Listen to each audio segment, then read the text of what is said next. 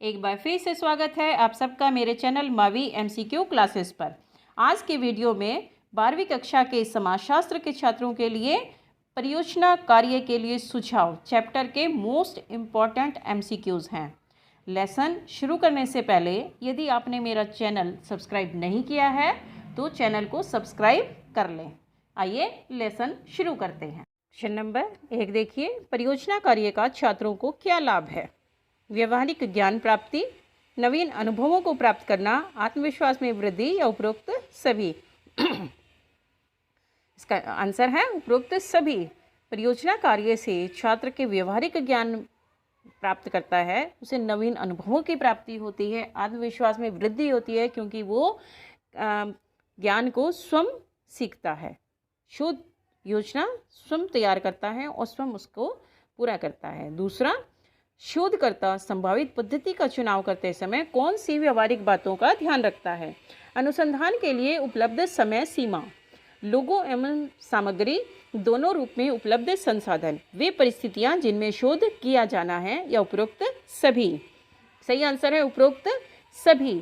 एक अनुसंधानकर्ता को, शोधकर्ता को इन सभी व्यवहारिक बातों का ध्यान रखना पड़ता है कि उसके लिए उपलब्ध समय कितना है, 10 दिन का, 15 दिन का, 20 दिन का, या उसके पास उपलब्ध संसाधन कितने हैं, उसकी समूह टीम कितनी है और वे परिस्थितियां जिनमें शोध किया जाना है। इसलिए आंसर है उपरोक्त सभी। प्रश्न नंबर 3, परियोजना कार्य का प्रथम चरण कौन सा होता है?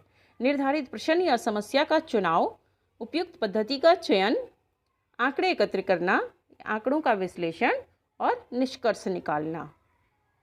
प्रथम चरण है निर्धारित प्रश्न या समस्या का चुनाव, अर्थात टॉपिक को चूज कर लेना। प्रश्न नंबर 4, परियोजना कार्य के लिए छात्रों द्वारा कौन सी पद्धतियां प्रयोग में लाई जा सकती हैं? साक्षात्कार, प्रेक्षण, सर्वेक्षण या उपरोक्त सभी।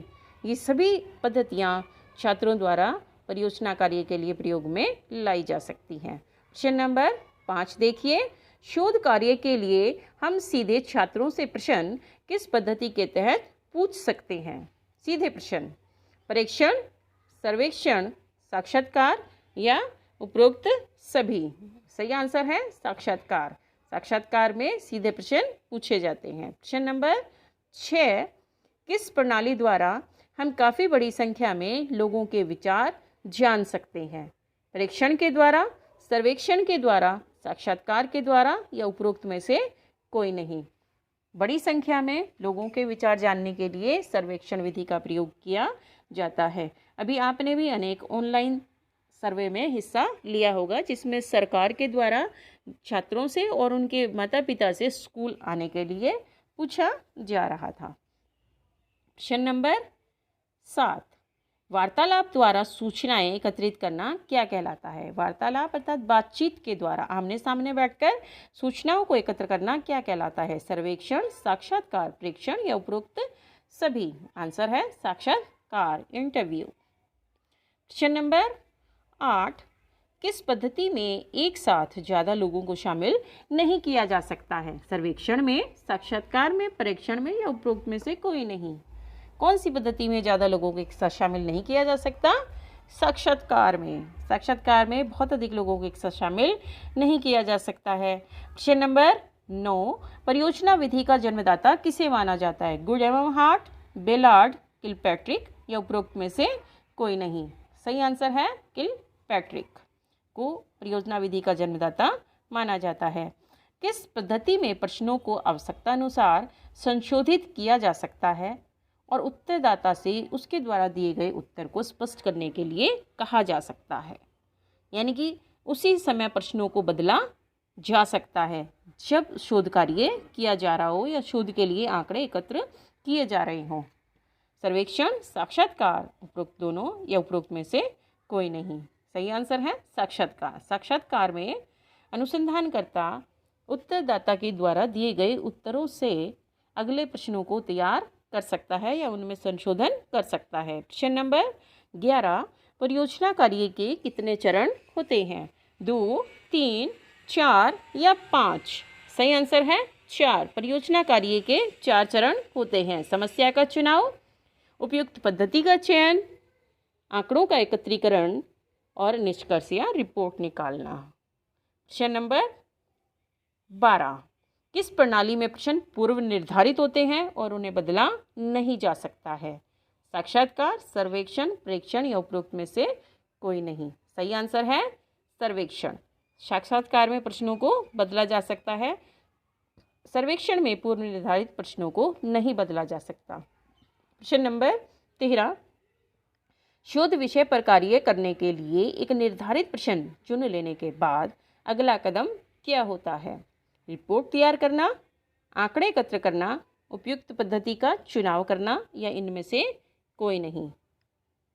नेक्स्ट जो अगला कदम है, दूसरा कदम है वो है उपयुक्त पद्धति का चुनाव करना, तीसरा आंकड़े एकत्र करना और चौथा रिपोर्ट तैयार करना। प्रश्न नंबर 14, वह पद्धति जिसमें हम किसी घटना को अपनी आंखों से देखते हैं और उसका विश्लेषण करते हैं क्या कहलाती है? सर्वेक्षण, साक्षात्कार, परीक्षण या अवलोकन या उपरोक्त में से कोई नहीं। जहाँ पर हम इंद्रियों का प्रयोग करते हैं, आँखों का प्रयोग करते हैं, कानों का प्रयोग करते हैं, वो पद्धति कहलाती है परीक्षण या अवलोकन। प्रश्न नंबर 15, कौन सी पद्धति में निरीक्षणकर्ता समूह का अंग बन जाता है?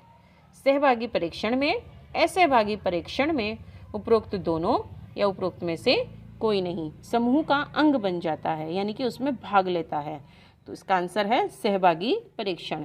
असहभागी परीक्षण में अनुसंधानकर्ता दूर बैठकर घटनाओं का अवलोकन और निरीक्षण करता है। प्रश्न नंबर 16, निम्नलिखित में से कौन सी साक्षात्कार प्रणाली की समस्या है? गहन अध्ययन, विश्वसनीय सूचनाएं, लचीली प्रणाली या उत्तरदाता की मर्जी। समस्या कौन सी हो सकती है साक्षात्कार प्रणाली की? गहन अध्ययन हो सकता है।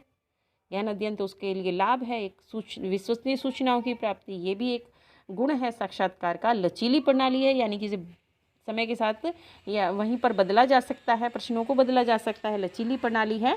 और उत्तरदाता की मर्जी, तो ये समस्या हो सकती है। उत्तरदाता उत्तर देने के लिए तैयार ना हो, उसके पास समय ना हो, उत्तर देना ही ना चाहता हो या मूड ना हो, तो उत्तरदाता की मर्जी अनुसंधानकर्ता के लिए एक समस्या बन सकती है। प्रश्न नंबर 17, प्रश्नों की वह सूची क्या कहलाती है जो अनुसंधानकर्ता स्वयं भरता है उत्तरदाताओं से उत्तर पूछकर?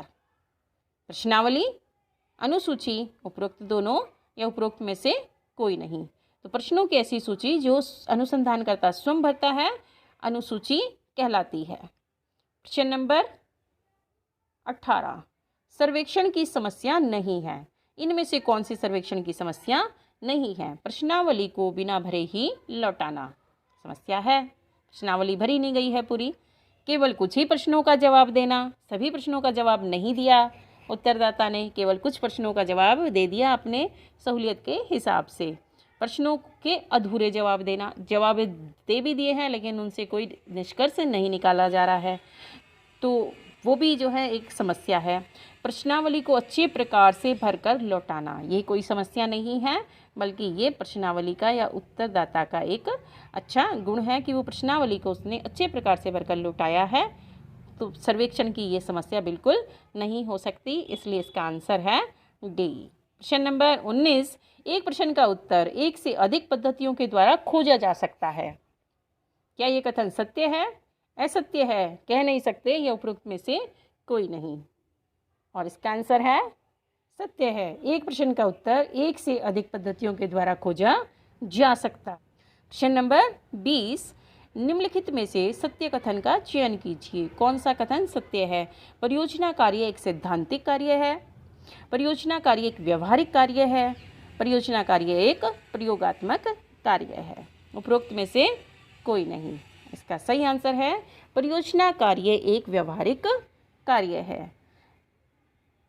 ये क्वेश्चन ऐसे भी आ सकता है कि हाँ या ना में जवाब देना है, सही या गलत में जवाब देना है। परियोजना कार्य एक सैद्धांतिक कार्य है, आप क्या बताओगे? नहीं। ठीक है, क्योंकि परियोजना कार्य एक सैद्धांतिक कार्य नहीं बल्कि एक व्यवहारिक कार्य है। और अगर ऐसे आता है परियोजना कार्य एक व्यवहारिक कार्य है, सही और गलत बताना है, तो आप कहोगे सही। क्वेश्चन नंबर 21, निम्नलिखित में से कौन सी शोध योजना 12वीं कक्षा के छात्रों के लिए अनुपयुक्त है? इनकी उपयुक्त नहीं है, उनके स्तर से बड़ी है। सार्वजनिक स्थान का उपयोग कैसे किया जा रहा है, इसका शोध करना। सामाजिक जीवन में संचार माध्यमों की भूमिका के ऊपर शोध करना, या आधुनिक घरेलू उपकरण और इससे औरतों के पास जो अतिरिक्त समय है उसका वो कैसे सदुपयोग करती हैं, उसके बारे में जानना। या जनगणना का कार्य। जनगणना का कार्य बहुत बड़ा कार्य है, छात्रों के स्तर के से बहुत ऊपर का कार्य है, इसलिए यही इसका सही आंसर है। प्रश्न नंबर 22, क्या एक परियोजना पद्धति सभी प्रकार के प्रश्नों के उत्तर के लिए उपयुक्त होती है? इसका हाँ या नहीं कह नहीं सकते, या उपरोक्त में से कोई नहीं। क्या एक परियोजना पद्धति के द्वारा सभी प्रकार के प्रश्नों के उत्तर दिए जा सकते हैं? इसका उत्तर है नहीं। एक प्रश्न का उत्तर अनेक पद्धतियों के द्वारा खोजा जा सकता है, लेकिन सभी प्रश्नों के उत्तर एक परियोजना पद्धति के द्वारा नहीं दिए जा सकते। इसके लिए सभी परियोजना पद्धतियां उपयुक्त नहीं होती हैं। प्रश्न नंबर 23, परियोजना का क्या अर्थ है?